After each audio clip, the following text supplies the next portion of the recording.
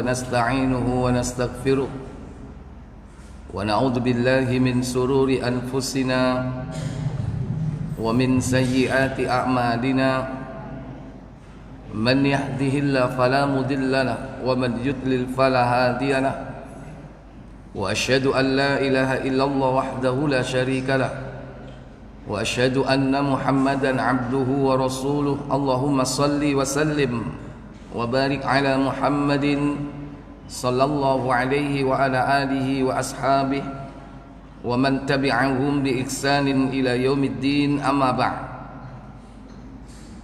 Puja dan puji syukur kita panjatkan kepada Allah Tabaraka wa Ta'ala yang telah melimpahkan nikmat kepada kita semua. Semoga salawat dan salam selalu tetap dicurahkan kepada Nabi kita, qudwah dan uswah kita, Muhammad bin Abdullah sallallahu alaihi wasallam. Demikian pula untuk keluarga beliau, keturunannya, para sahabatnya dan seluruh pengikutnya yang setia hingga tibanya hari pembalasan.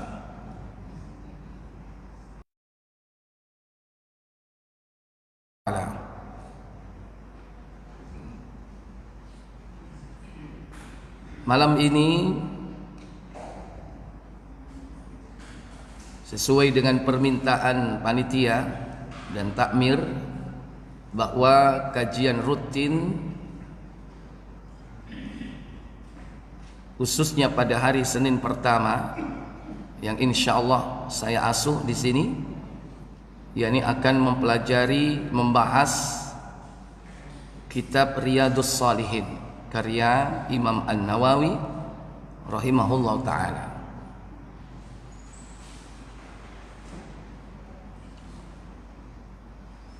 Bagi bapak ibu yang mungkin di rumah ada kitab Riyadhus Shalihin, insyaallah bulan yang akan datang bisa dibawa.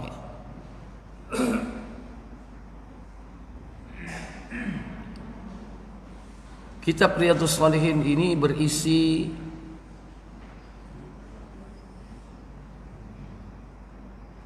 banyak hadis yang berkaitan dengan berbagai macam masalah, baik dalam urusan akidah, ibadah, muamalah, bahkan adab etika. Dan beliau Imam An-Nawawi sebelum menyampaikan hadis-hadis yang berkaitan dengan itu semua diawali dengan yakni ayat-ayat Al-Quran.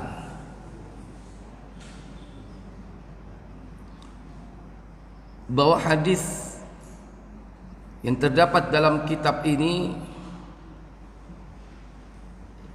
jumlahnya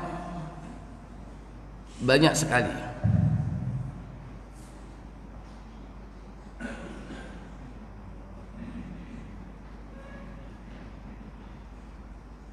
Kurang lebih ada sekitar 83 bab ya.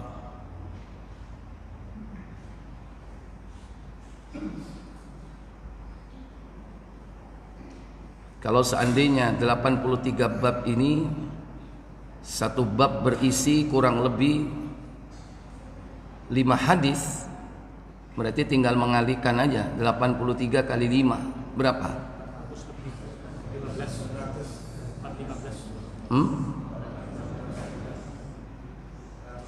415. Kalau setiap hadis dibahas satu bulan, berarti 415 bulan dibagi 12 berapa tahun? Hah? Berapa? Berapa tahun? 40 tahun. Jangankan yang ngomong sudah tua, Rehan yang kecil ini aja mungkin sudah brewok sudah. 34 tahun.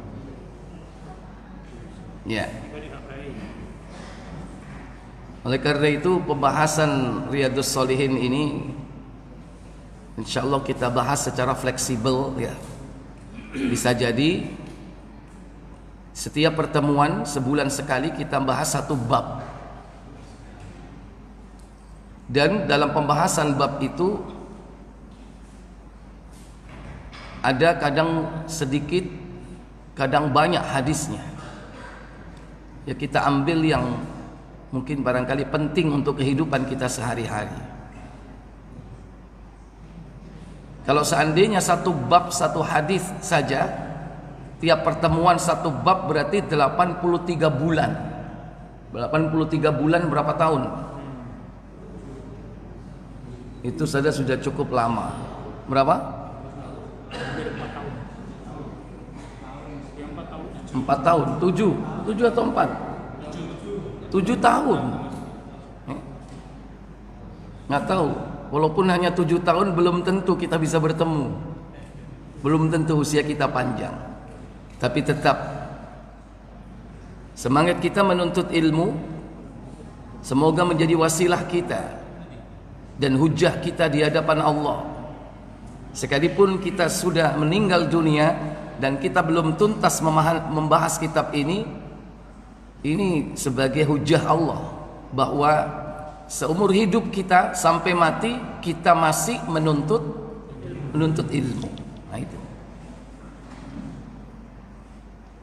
Baik, Bapak Ibu, saudara-saudari sekalian, kita mulai dari bab yang pertama, bab tentang ikhlas. Ikhlas dan menghadirkan niat di dalam segala perbuatan. Demikian pula ucapan dalam kondisi keadaan yang nyata ataupun yang sembunyi.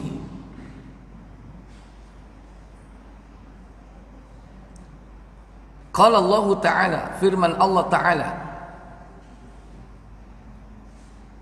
wa ma umiru illa liya'budullaha mukhlishina lahuddin.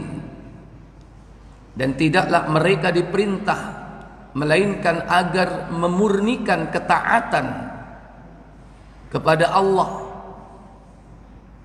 di dalam mengabdi, memurnikan ketaatan, lahuddin, di dalam menjalankan agama, hunafa'a wa yuqimus salata wa yu'tuz zakata wa dzalika dinul qayyimah. Dan agar mereka menjalankan, yakni salat serta menunaikan zakat, lebih pasnya menegakkan salat dan menunaikan zakat, dzalika dinul qayyimah, dan itulah agama yang hak, yang benar. Ini ayat yang pertama dijadikan hujjah oleh Imam An-Nawawi di dalam mewujudkan ikhlas. Ikhlas artinya murni. Ibarat air, dia tidak tercampuri. Seperti teh ini sudah ada campurannya enggak? Apa saja ini? Air, teh, gula. Berarti sudah terkontaminasi. Berarti sudah tidak murni. Yang murni tidak tercampur apapun. Nah, di dalam taat ibadah kepada Allah itu harus murni, semata-mata karena Allah, lillah. Tidak boleh ada embel-embel yang lain. Makanya para ulama diantaranya ada yang mendefinisikan al-ikhlasu al-munafi lisyirki war-riya. Ikhlas itu meniadakan syirik dan riya. Dan syirik ada dua, syirkul akbar, syirkul asghar. Syirik besar dibagi 4. Syirkul dakwah, syirik di dalam berdoa. Syirkul niat, syirik di dalam niat. Syirkul ta'ah, syirik di dalam ketaatan. Syirkul mahabbah, syirik di dalam kecintaan. Itu syirik besar. Pelakunya keluar dari Islam, batal syahadatnya, terhapus seluruh amalnya. Syirik kecil Ada dua sifat, syirkul zahir dan syirkul al-khafi. Syirik yang tampak dan syirkul khafi yang tidak tampak. Yang tampak zahir yaitu contohnya bersumpah menyebut nama selain Allah. Demi bapak, demi ibuku, demi langit dan bumi. Ini termasuk syirik. Syirik kecil. Tidak mengeluarkan pelakunya dari Islam, tidak membatalkan syahadat, tidak menghapus amal soleh. Tapi tetap saja Bapak Ibu, sekalipun dia syirik kecil, dia merupakan al-kabair, dosa besar. Maka harus tobat. Nah, adapun syirik yang samar yaitu riya. Riya atau disebut dengan pamer. Beramal karena ingin dilihat orang, ingin dapat pujian, ingin dapat sanjungan. Maka dia tampakkan amalnya itu. Mungkin sholatnya, mungkin hajinya, mungkin umrohnya, mungkin amal-amal ibadah yang lain ditampakkan kepada orang lain. Ketika orang itu tidak tahu, diberitahu. Ngabengi rek aku tahajud luar biasa. Tangi jam 1, mek 2 rakaat, begitu salam wis subuh. 2 rakaat jam 1, salam subuh. Menceritakan tentang apa? Hebatnya tahajudnya. Lama, ya kan? Padahal sujud itu bisa jadi orang menceritakan amal kebaikannya riya. Maka amal itu yang dilandasi dengan riya itu yang habis. Sedekah riya, ingin dilihat orang, ingin dipuji, ingin dianggap wah. Iku yayasan nek gak ono aku gak kira jalan niku. Awak dhewe iki dadi donatur terbesar. Kabeh 5.000, aku tok 100.000 terbesar.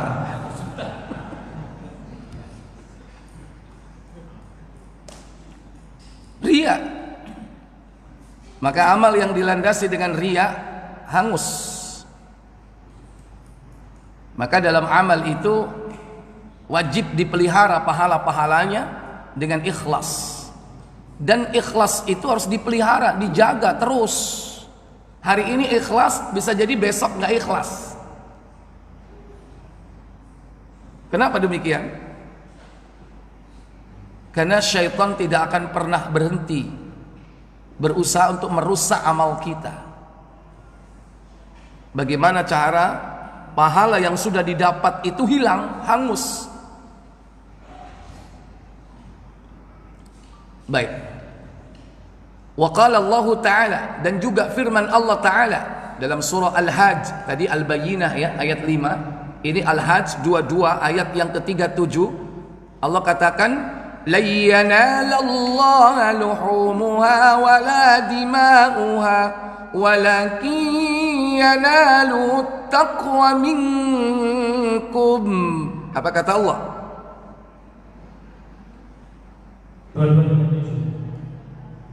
Ayo. Daging unta dan darahnya itu sekali-kali dapat mencapai keridhaan Allah, tetapi ketakwaan dari kamulah yang dapat mencapainya. Iya. La yanalallaha, sekali-kali tidak akan pernah sampai kepada Allah. Luhumuha, daging-daging kurbanmu itu. Tentu bukan hanya unta, disebutkan dalam ayat ini unta. Iku nek nang Arab, sopo nang kene kurban unta. Daging-daging kurbanmu itu, sapimu itu, kambingmu itu, sekali-kali tidak akan sampai kepada Allah. Wala dima'uha, dan juga darah-darahnya. Walakin akan tetapi yanaluhut taqwa minkum, yang sampai kepada Allah itu adalah ketakwaan kalian. Makanya ojo gaya, ojo dume nek sapi ini gede, ojo sombong, ojo dume nek weduse larang dewi. Lu Ustaz, kan kita dianjurkan terbaik, betul. Silakan berkurban sebaik-baiknya. Tapi yang terpenting di sini bagaimana menata hati kita supaya ikhlas. Karena syaitan tidak akan pernah berhenti untuk menggoda seseorang itu agar dia jatuh kepada syirik yang bernama riya, syirik kecil yang bernama riya. Le delon wedhuse liyane iku wedhus ta cempe. Delokan wedhuse abamu, lho gedene koyok ngomong aja seperti itu sama anaknya. Jangankan kepada orang lain, sama anaknya itu termasuk riya. Enggak boleh.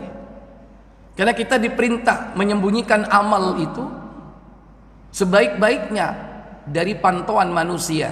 Tapi karena ini amalan-amalan dohir tetap tampak. Tapi jangan sampai hati kita ini tergelincir melakukan kesyirikan, sekalipun itu syirik kecil yang bernama riya. Kadang bukan riya, tapi apa? Sum'ah. Apa sum'ah itu? Pengen didengar supaya wong krungu kabeh arep budal haji diadzani dhisik. Jam 10 kok ana adzan iki nang tangga sebelah iki. Apa iki? Iku adzan arep budal nang ndi? Nang asrama. Loh, haji ta? Iya. Orang lain enggak tahu, akhirnya tahu. Lagian ngapain orang mau berangkat haji diadzani? Ada tuntunan enggak? Aneh nih. Tapi pernah dengar nggak orang mau haji diadzanin dulu berangkatnya? Hah? Pernah. Indonesia itu repot. Adzan kayak sholat, yo dimanfaatno lian-liani. Arep dikubur dia, dani disi, tiko mati. Lah nek mayite tangi kok deko mati sholat sampean melayu. Mau haji diadzani. Ini ikhwatal iman, azan ya Allah wa iyyakum. Itu termasuk sum'ah, pengen didengar tentang amal baiknya. Nah, dalam hal ini ayat yang disebutkan dalam surah Al-Hajj ayat 37 ini, bahwa hendaklah orang yang berkurban itu ikhlas semata-mata karena Allah. Jangan menganggap bahwa apa yang kita kurbankan itu dilihat dari berapa jumlah dan berapa besarnya kurban kita. Tetapi yang paling utama adalah yakni ketakwaan kita kepada Allah Tabaraka wa Ta'ala, bahwa ini tidak lain adalah ujian cinta. Karena Allah menguji Nabi Ibrahim dengan cinta. Apakah dia cinta kepada Allah, apakah cinta kepada anaknya? Adapun kita tidak diuji antara cinta Allah dan anak, tapi antara cinta Allah dan harta.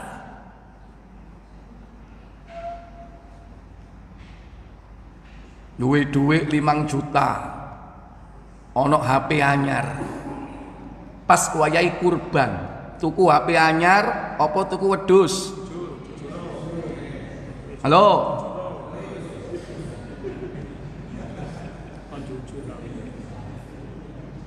iki diskon iki rek biasane 7 juta, dino iki diskon besar-besaran mek 5 juta. Padahal sudah niat arep ditukokno wedhus, arep kurban. tergiur. Ini contoh ujian cinta. Akankah kita cinta kepada dunia atau cinta kepada Allah? Berkurban itu mewujudkan cinta kita kepada Allah. Sebagaimana Nabi Ibrahim diuji antara cintanya kepada anak semata wayangnya saat itu, karena Ishak belumlah lahir. Karena apa? Ishak lahir setelah Ismail usia 13 tahun. Ismail udah 13 tahun baru lahir Ishak. Sebelum itu Nabi Ibrahim diuji oleh Allah dengan kecintaan. Nah, dalam tafsir Ibnu Katsir ayat ini berkaitan dengan perilaku orang-orang kafir Quraisy. Mereka kalau berkurban, sembelihan kurbannya itu darahnya dilumurkan di atas kepala-kepala berhala mereka.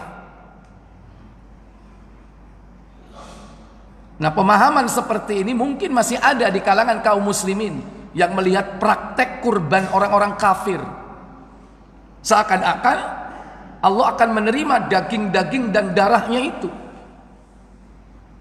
Padahal Allah nggak butuh dengan semua itu. Tapi yang dibutuhkan adalah ketaatan kita kepada Allah. Ketika Allah mensyariatkan kurban, maka dia sami'na wa ata'na. Dia dengar dan dia taat. Dia kerjakan sesuai dengan kemampuan. Duwe akeh, tuku sing gede. Gak duwe duit, tuku sing cili. Tapi yang penting di sini apa? Hatinya harus ditata, ikhlas semata-mata karena Allah. Masih gak disebut jenengmu lho, tetep Allah ro. Ojo lali rek, bele rek. Sebutan jenenge iki. Bismillah. Allahu Akbar. Hada min Abu Jundi wa ahlihi. Ngono kudu mbek mik. Nek gak mbek mik, kok ngulangi maneh? Diulangi. Cek krungu iku sing kurban. Iki panitia gak kena pisan ngajari gak ikhlas.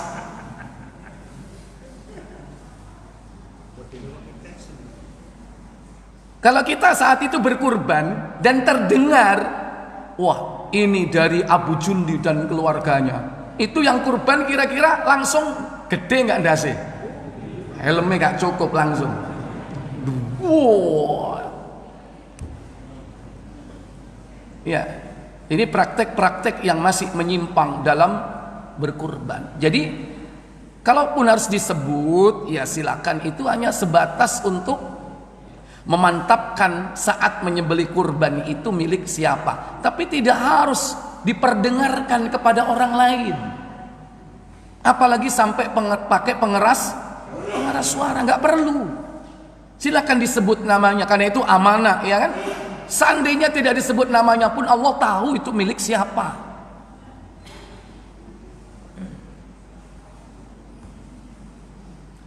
Baik. Wa qala Allah Ta'ala, dan juga firman Allah Ta'ala dalam surah Ali Imran ayat 29, Qul in tukhfu ma fi sudurikum aw tubdu ya'lamhu Allah. Apa kata Allah? Katakanlah Muhammad, jika kamu menyembunyikan apa yang ada dalam hatimu atau kamu melahirkannya, pasti Allah mengetahui. Iya. Katakan Muhammad kepada umatmu, apa yang harus dikatakan? In tukhfu ma fi sudurikum, jika kau menyembunyikan apa yang ada di dalam dadamu, maksudnya apa? Hati. Au tubduhu, atau kau tampakkan, maka kata Allah, ya'lamhullah, Allah maha mengetahui. Karena Allah itu mengetahui perkara yang gaib. Allamul ghuyub, maha mengetahui terhadap perkara yang gaib. Bahkan Allah itu sendiri disifati yaitu dengan yang gaib.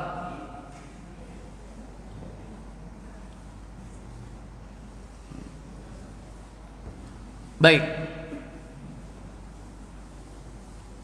Kalau orang sudah mencapai tingkatan bahwa seseorang itu meyakini bahwa Allah itu mengetahui apa yang di dalam hatinya, sehingga dia waspada dalam setiap amal solehnya, dan waspada jangan sampai dia berbuat maksiat walaupun manusia tidak tahu. Orang ini sudah sampai kepada tingkatan ihsan. Ihsan merupakan tingkat tertinggi dalam martabat Islam, dalam martabat agama kita, mulai dari al-Islam, al-iman, al-ihsan. Karena ihsan itu, kata Nabi ketika ditanya malaikat Jibril, an ta'budallaha ka'annaka tarahu, di mana kau beribadah kepadanya seakan-akan kau melihatnya. Fa illam takun tarahu fa innahu yaraka. Dan sekiranya kau tidak bisa seakan-akan Allah melihatmu, yakinlah bahwa yarak, Allah itu melihatmu.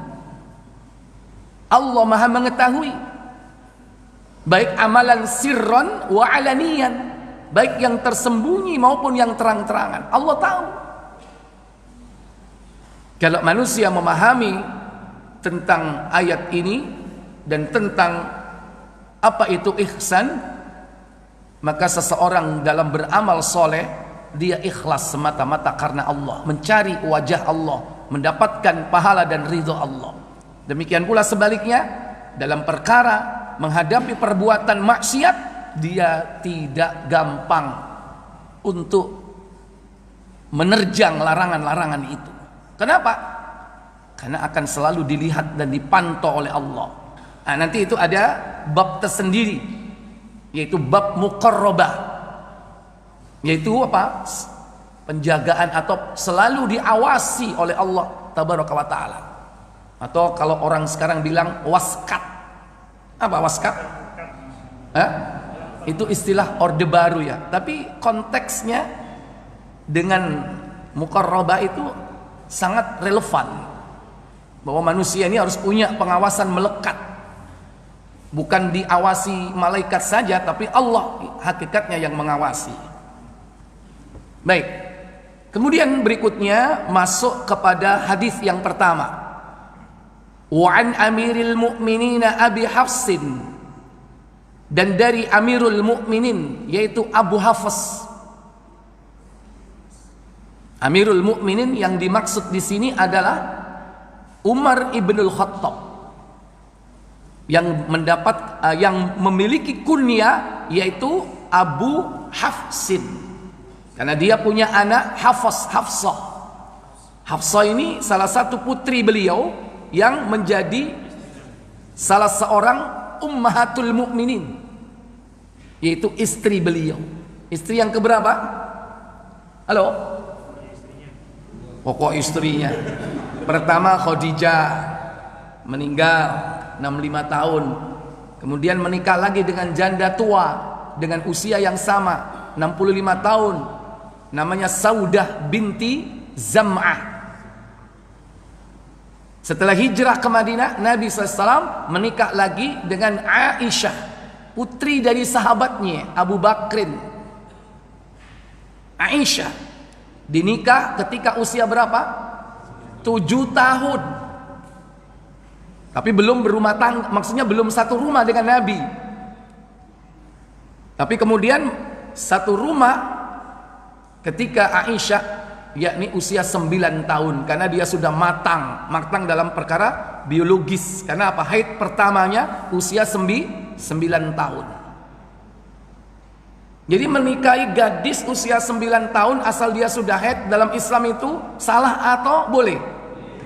Salah atau boleh? Tapi nang kene jo macem-macem, kon meneh ditekoni ambek komisi sapa? Halo? Komisi Perlindungan Anak, ya. Loh itu loh contoh. Orang-orang sekarang ini banyak sekali yang mendistorsi syariat Allah. Apa urusannya dengan aturan-aturan itu? Ya. Makanya nek rabi wong ngono iku aja atik krungu. Lu kan bener kan? Lu kan kita ini berharap manusia atau berharap Allah?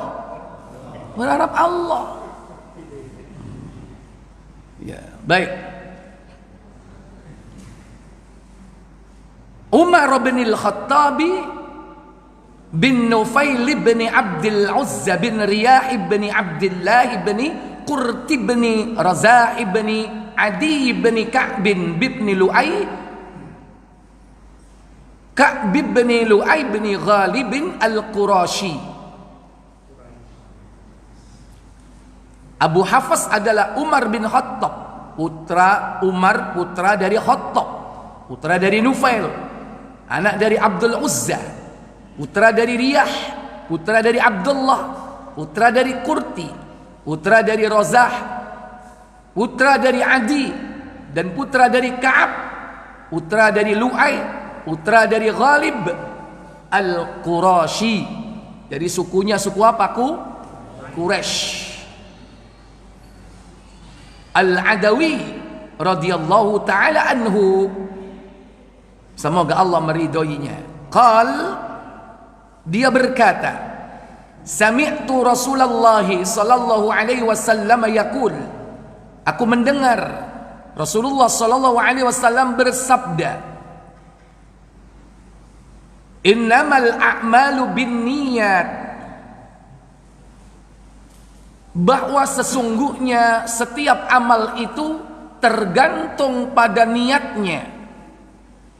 Wa innama likulli imri'in ma nawa, dan bahwa setiap perbuatan itu akan dibalas sesuai dengan niatnya, atau balasan setiap amal itu tergantung pada niatnya.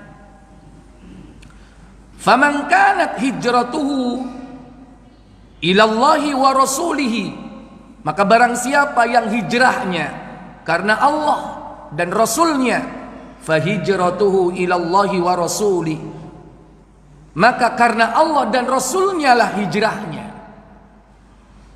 Wa man kanat hijratuhu lidunya yusibuha, dan barang siapa yang hijrahnya karena dunia yang hendak ia peroleh, awimra'atin yang kihuha, atau karena wanita yang hendak ia nikahi, fahijratuhu ila ma hajara ilai, maka hijrahnya sesuai dengan sesuatu yang dimaksud dalam hijrahnya tersebut.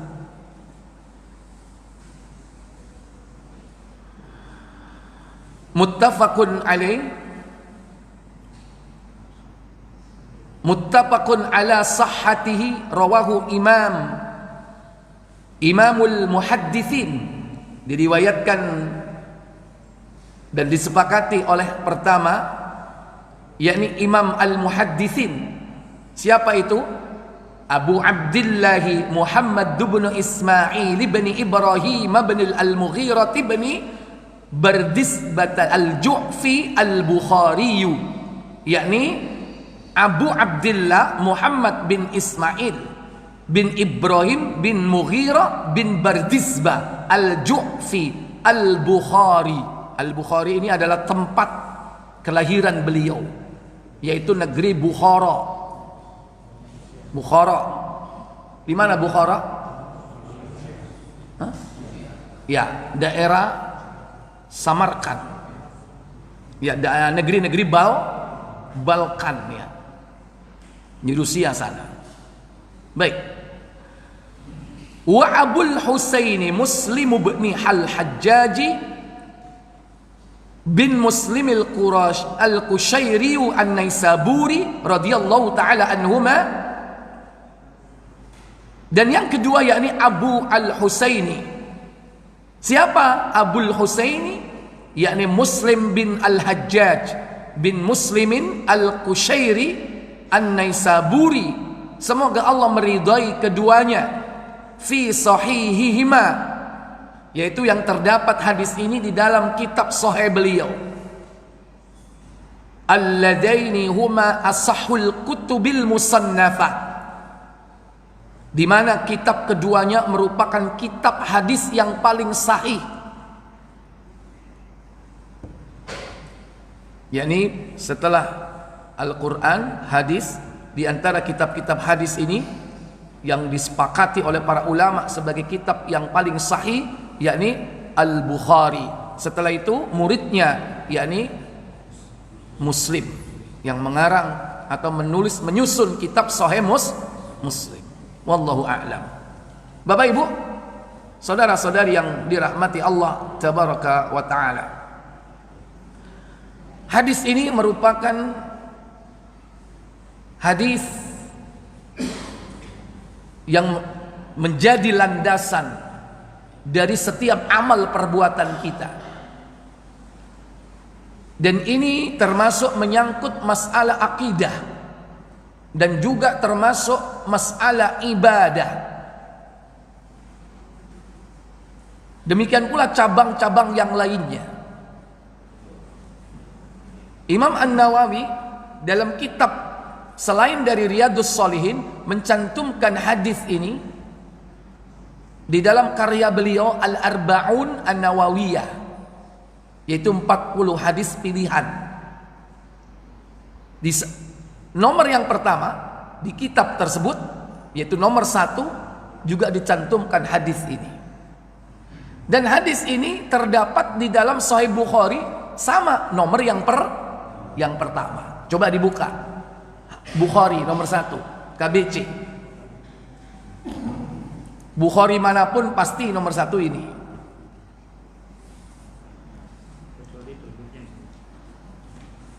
Enggak, kalau nomor 1 semua sama. Berbeda itu kalau sudah melewati nomor berikutnya. Ya. Baik.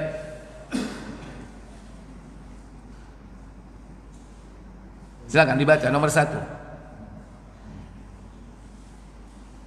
Dari Umar bin Khattab radhiyallahu anhu, ia berkata, dia mendengar Rasulullah SAW bersabda, tiap-tiap amal harus disertai dengan niat.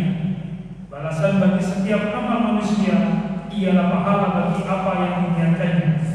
Maka barang siapa niat hijrahnya karena Allah dan Rasulnya, baginya pahala hijrah karena Allah dan Rasulnya. Dan barang siapa niat hijrahnya karena dunia yang hendak diperolehnya atau karena perempuan yang hendak dinikahinya, maka pahala hijrahnya sesuai dengan niatnya untuk apa dia hijrah. Iya. Antum bisa lihat di dalam kitab yang sama bahwa hadis ini adalah hadis yang mencakup separuh dari amal ibadah. Karena ini merupakan amalan batiniyah. Adapun separuhnya adalah amalan zahirah. Sehingga setiap amal ibadah itu tidak akan ada ruhnya kalau tidak ada niatnya. Kita beramal soleh tapi nggak niat, sia-sia. Makanya setiap amal itu harus dilandasi dengan niat. Dan tentunya niatnya harus benar. Amal kalau tidak ada niat itu berarti sebuah kebiasaan. Antum misalnya setiap bangun pagi gosok gigi. Tiap pagi gosok gigi nggak? Setelah makan atau setelah bangun tidur? Atau keduanya? Selama ini niatnya apa niatnya? Halo? Niatnya apa niatnya? Membersihkan mulut, membersihkan gigi. Padahal siwak itu termasuk di antara apa? Sunnah. Kalau ada yang menjawab saya melaksanakan sunnah, pertanyaannya sunnah siapa itu? Sunnah siapa? Rasul. Rasul siapa yang diperintahkan itu? Hah? Bukan Nabi Muhammad. Antum setiap bulan potong kuku nggak? Potong kuku, iya kan? Nek gak potong kuku saulan, medeni sampean. Pertanyaannya, Itu kebiasaan atau mengikuti sunnah? Sunnah. Saya tanya, sunnah siapa? Bukan sunnah Nabi Muhammad. Nabi Muhammad hanya meneruskan sunnah. Sunnah siapa? Sunnah bapaknya, Ibrahim. Karena Ibrahim itu diuji oleh Allah dengan 10 fitrah. 10 fitrah ini dikerjakan dengan baik. Kata Allah dalam surah Al-Baqarah ayat 124.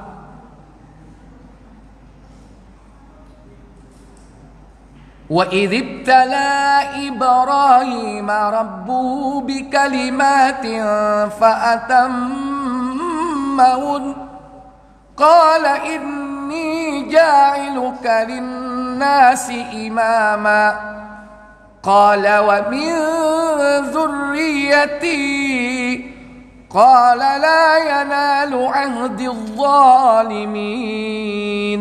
Apa kata Allah? Dan ingatlah ketika Ibrahim diuji rohnya dengan beberapa kalimat atau perintah dan larangan, lalu Ibrahim menunaikannya.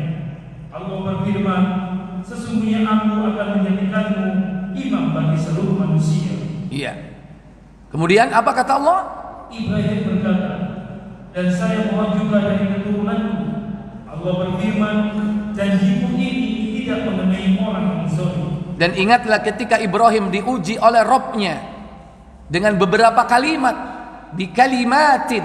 Kata Ibnu Abbas radhiyallahu taala anhuma dalam tafsir Ibnu Katsir, Allah mengujinya dengan manasik. Seluruh ibadah manasik pertama kali diujikan oleh Allah kepada Ibrahim dan keluarganya. Juga kata Ibnu Abbas, Allah mengujinya dengan toharoh. Apa toharoh itu? Asyratun minal fitrah. 10 fitrah, 5 di kepala, 5 di badan. Apa 5 di kepala? Pertama, qassus syarib, mencukur kumis. Itu sunnah Ibrahim. Saya sampean kebiasaan enggak? Itu ani jerongot rek wis tak cukur rai. Tidak ada niatnya untuk mengikuti Ibrahim. Padahal itu sunnah Nabi Ibrahim. Niatkan untuk ittiba Khalilur Rahman, kekasih Allah yang Maha Pengasih. Yang kedua, wa ahwul lihya, memelihara jenggot. Yang ketiga, istinsyaqul ma, memasukkan air ke hidung ketika berwudu. Kemudian dikeluarkan istinthar, namanya istinthar. Yang keempat yaitu siwak, menggosok gigi. Yang kelima yaitu matmadha, berkumur. 5 yang ada di kepala. Adapun 5 yang ada di badan yang Allah ujikan kepada Ibrahim dan keluarganya. Pertama, al-khitan, khitan. Ibrahim diuji oleh Allah dengan perintah untuk berkhitan. Tatkala itu usia 80 tahun. Bayang kon. Ya apa 80 tahun.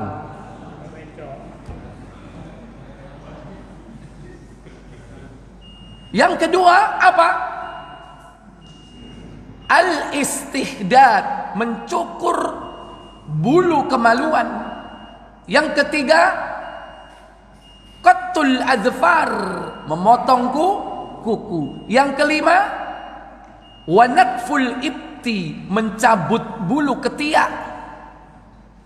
Yang kelima, tadi yang keempat, yang kelima istinja, cebok. Saya tanya, cebok ini setiap hari dilakukan enggak? Kebiasaan atau mengikuti sunnah Ibrahim? Halo? Karena orang kafir pun melakukan.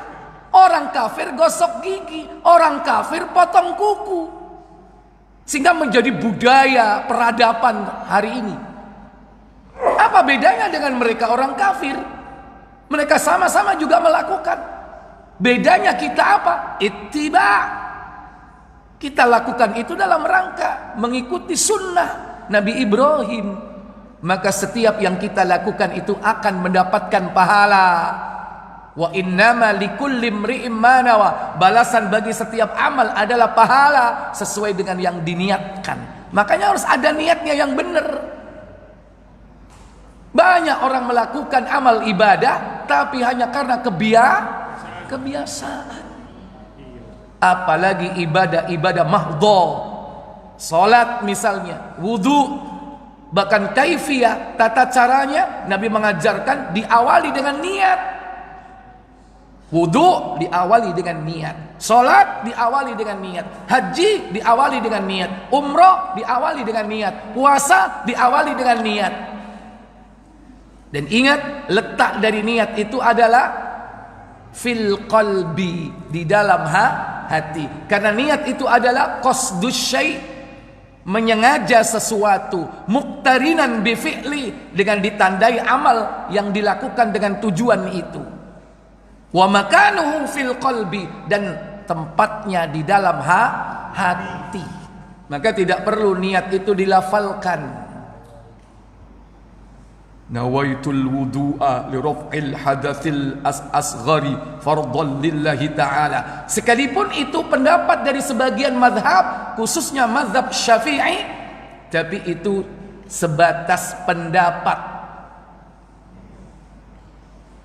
Adapun mazhab-mazhab yang lain tidak mengharuskan seperti itu. Bahkan sebagian dari para ulama menganggap bahwa itu perbuatan bid'ah. Sekalipun bid'ah itu ada tingkatan-tingkatannya. Mungkin itu tergolong ringan. Karena bid'ah itu ada 4 stadium. Stadium 1, 2, 3, 4. Mukaffira, muharrama, makruh, litahrim, makruh, tanzi. Maka Nabi mengajarkan niat itu cukup dalam hati. Baik, karena sudah masuk Isya, silakan diadzani dulu. Setelah itu kita lanjutkan sebentar. Monggo.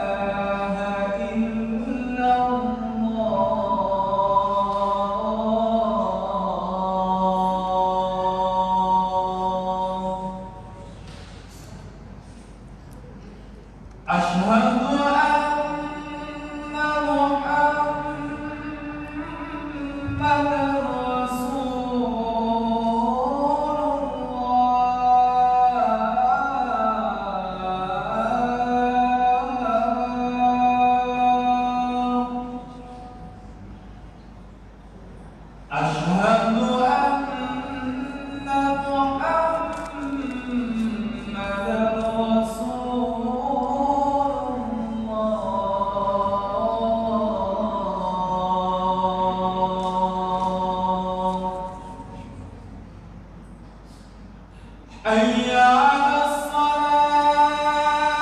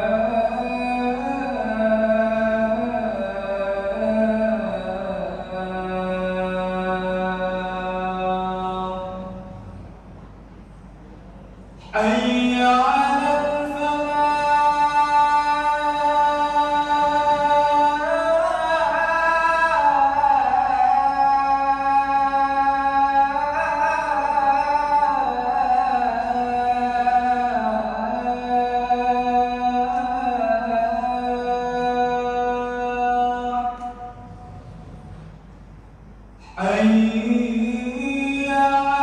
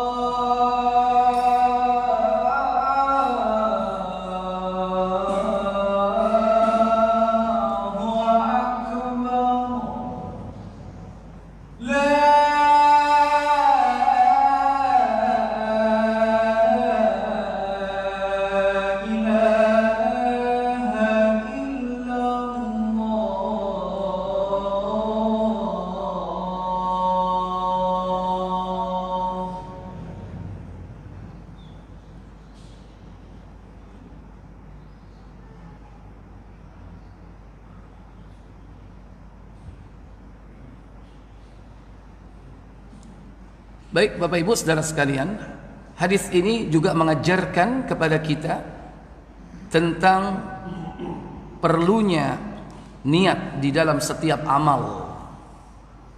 Dan yang kedua, benarnya niat di dalam setiap amal. Perlunya niat dalam amal kita berkaitan dengan bahwa agar amal kita ini tidak sia-sia, maka harus ada niatnya. Karena amal tanpa niat berarti dia kebiasaan yang itu tidak akan membawa dampak untuk kehidupan akhirat kita. Maka harus ada. Yang kedua, bukan hanya adanya adanya niat, tapi yang lebih penting di sini apa? Yaitu benarnya niat itu sendiri. Jadi bukan hanya ada, tapi harus benar. Ada niat, tapi kalau salah, maka juga akan membawa dampak yang buruk di akhirat. Sekalipun dunia tercukupi, dunia diberi, tapi yang lebih utama bahwa manusia itu tujuan hidupnya bukan di dunia ini, tapi akhirat. Terlebih apabila kita melakukan amal ibadah, bukan hanya harus dilandasi dengan niat atau adanya niat, tapi harus benar niatnya. Sehingga dilanjutkan hadis ini, faman kana hijratuhu, maka barang siapa yang hijrahnya karena Allah dan Rasulnya, fahijratuhu ilallahi, faman kana hijratuhu ilallahi wa rasuli, karena Allah dan Rasulnya, fahijratuhu ilallahi wa rasuli, maka berarti Allah akan membalas yakni amal itu karena semata-mata karena Allah dan mengikuti tuntunan Rasul. Karena Allah berarti ikhlas, karena Rasul berarti al-mutaba'ah, yaitu sesuai tuntunan. Maka amal ibadah kita akan diterima dengan dua syarat itu. Faman kana hijratuhu lid-dunya yusibuha, tapi barang siapa yang hijrahnya, hijrah di sini salah satu amal saleh. Tentu bukan hanya hijrah, karena konteks zaman dulu al-intiqal min Makkah ilal Madinah. Hijrah itu dari Mekah ke Madinah, bukan sekedar pindah tempat. Tapi hakikatnya hijrah di situ adalah apa? Pertama, yaitu menuju kepada Rasulullah. Karena Rasulullah saat itu hijrahnya ke Madinah. Maka seorang datang ke Madinah bukan untuk yang lain, tapi menemui siapa? Menemui Rasulullah. Karena ada di antara kaum muslimin yang hijrah ketika itu bukan menemui Rasul, tapi menemui seorang wanita yang bernama Ummu Qais. Karena terkenal di Madinah ada wanita cantik bernama siapa? Ummu Qais.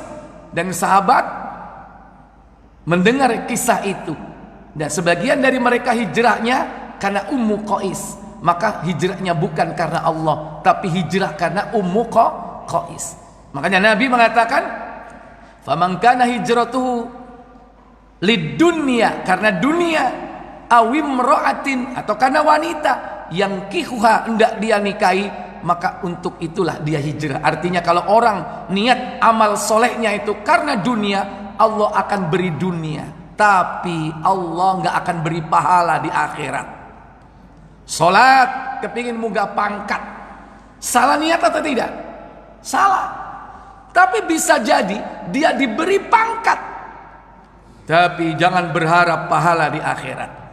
Ada orang puasa pengen sakti, mondro, dikasih sakti sama Allah, tapi jangan berharap pahala di akhirat. Bisa jadi orang yang salah niat, dia akan dicampakkan oleh Allah ke dalam neraka karena syirik di dalam niatnya. Makanya para ulama ada yang menempatkan syirik besar, yaitu termasuk syirkun niat, syirik di dalam niat. Sebagaimana firman Allah, buka surat Hud 11 ayat 15 dan 16. Man kana yuridul hayatad dunya wa zinataha nuwaffi ilaihim a'malahum fiha wa hum fiha la yubkhasun. Apa kata Allah? Barang siapa yang menghendaki kehidupan dunia dan perhiasannya, niscaya kami berikan kepada mereka balasan pekerjaan mereka di dunia dengan sempurna, dan mereka di dunia itu tidak akan dirugikan. Mereka tidak dirugikan di dunia. Apa yang mereka minta dikasih oleh Allah.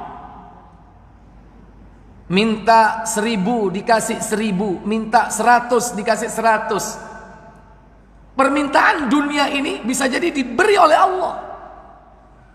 Kata Allah dalam ayat itu, nuwaffi ilaihim a'malahum fiha, kami sempurnakan apa yang mereka minta di dunia ini, persis seperti yang diminta. Wahum la yubkhasun, dan di dunia ini mereka tidak dirugikan sedikit pun.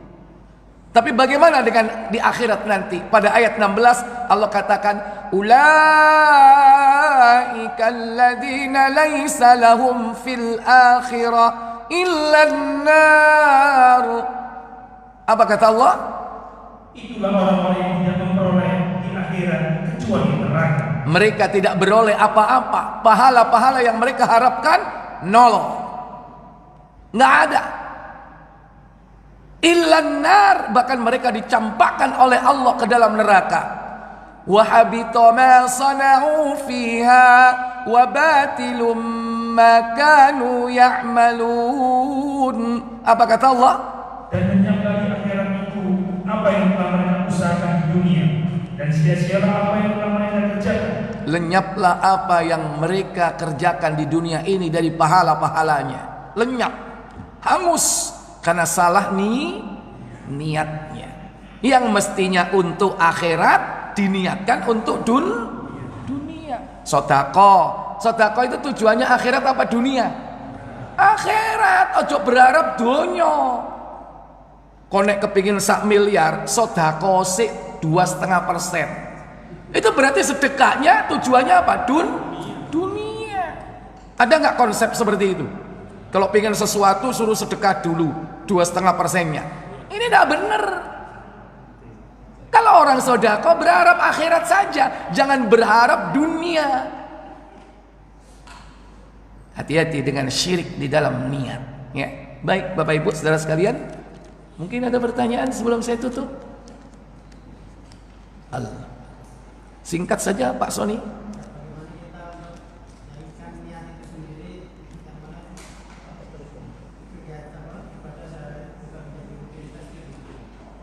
Ya, makanya kita harus mengetahui bahwa amal itu adalah ibadah. Ya, baik itu mahdha ataupun ghairu mahdha. Ketika amalan itu adalah mahdha, berarti sudah rinci tata caranya, diawali dengan niat. Adapun yang ghairu mahdha, amalan-amalan seperti muamalah dan yang lainnya, maka semua itu pun juga dilandasi dengan semata-mata apa? Mengikuti tuntunan Rasul sallallahu alaihi wasallam, menegakkan syariat Allah, menghindari penyimpangan-penyimpangan syariat. Niatkan untuk itu. Intinya adalah niat dalam rangka untuk mendapatkan pahala dari Allah. Sekalipun ini bentuknya muamalah, mungkin jual beli, niatkan bahwa ini adalah dalam rangka melaksanakan syariat Allah yang Allah tetapkan prinsip-prinsipnya dalam Al-Quran dan As-Sunnah. Bagaimana jual beli, tentu kan ada syarat-syaratnya, penuhi semua itu ya, wallahu a'lam. Jadi tetap landasi semua itu, yaitu niat untuk melaksanakan yakni syariat, walaupun tidak rinci. Paling tidak dalam Islam itu prinsip-prinsipnya diatur. Bahkan seperti kita berpakaian, seperti kita berdandan, berhias, itu kan bukan ibadah mahdhah, tapi urusan adab etika. Tapi bagaimana adab berpakaian, adab berhias, adab mengatur rambut, ya, adab bersepatu, semua itu ada tuntunannya. Nah, niatkan itu semua dalam rangka apa? Ittiba'u sunnah, mengikuti sunnah Rasul sallallahu alaihi wasallam.